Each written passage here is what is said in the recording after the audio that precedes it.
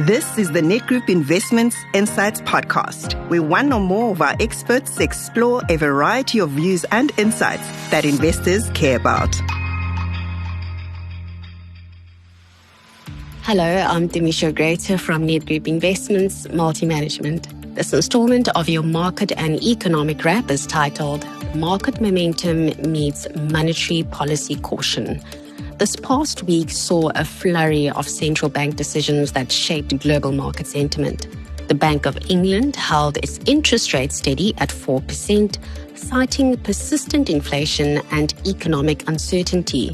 Similarly, the Central Bank of Brazil maintained its Selic rate at 15%, pointing to global volatility and inflation risks.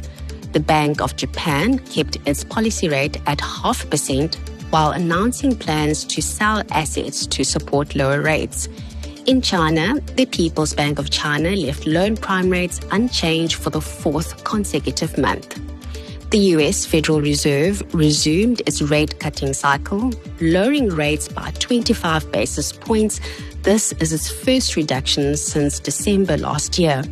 The move was widely anticipated and interpreted as a dovish tilt amid signs of a slowing labor market.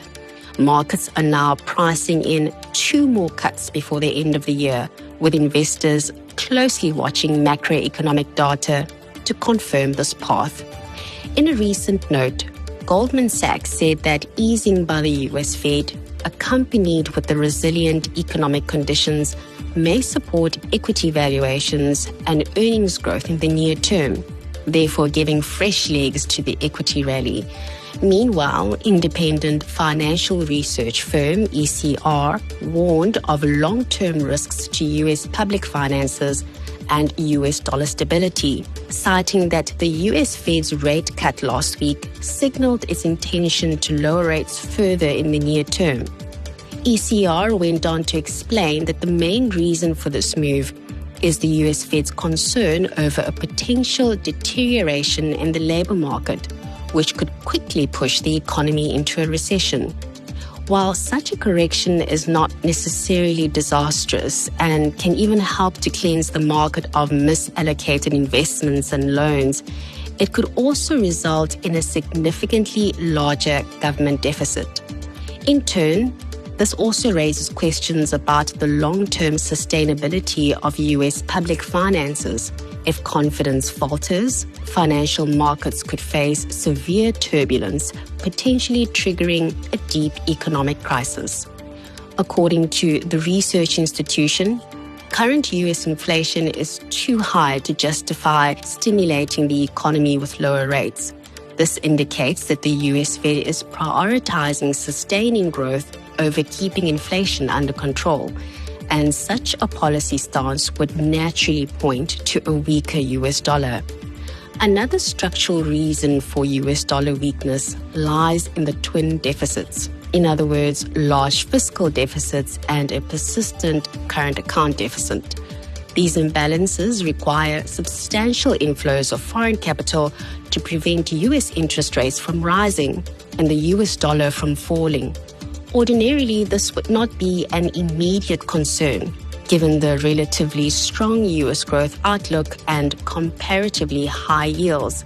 However, political developments under Trump's administration, ranging from challenges to judicial and democratic institutions to curbing critical media, are discouraging foreign investors from committing large sums to US assets.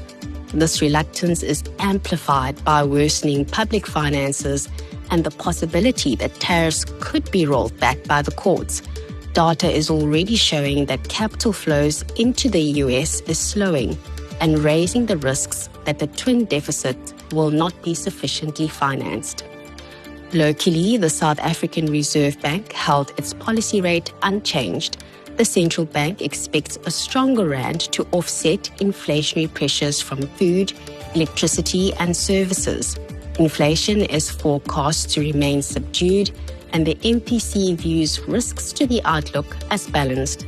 The rand has continued to stand tall as interest rate differentials have shored up the rand, with the SARB holding its policy rate unchanged while the US Fed resumed its rate-cutting cycle after a prolonged pause. In addition, renewed foreign interest in the local bond market provided further support to the local unit.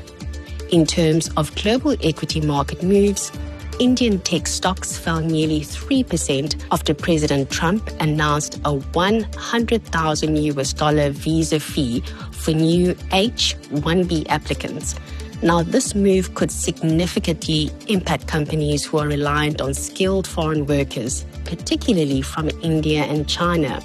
In fact, 9 of the 10 Indian IT companies on the Nifty IT sub-index were down, with losses led by Mphasis, which fell over 4%, and Persistent Systems, which was down 3.8% in Monday trade. European stocks were slightly lower in Monday morning, as investors closely monitored US President Trump's visa crackdown, and auto stocks such as Porsche slipping over 7% in the session. On Wall Street, the S&P 500 reached new highs on Monday, led by a move higher in NVIDIA as a recent partnership announcement with OpenAI fueled investor optimism about the future of artificial intelligence.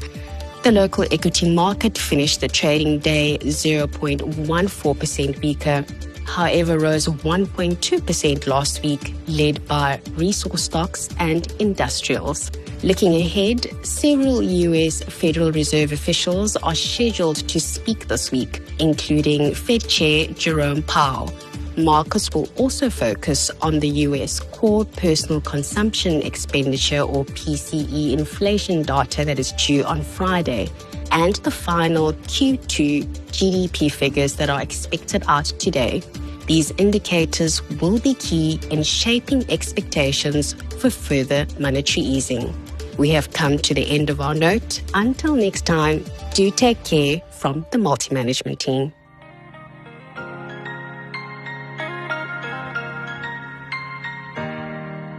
This podcast is for marketing purposes only.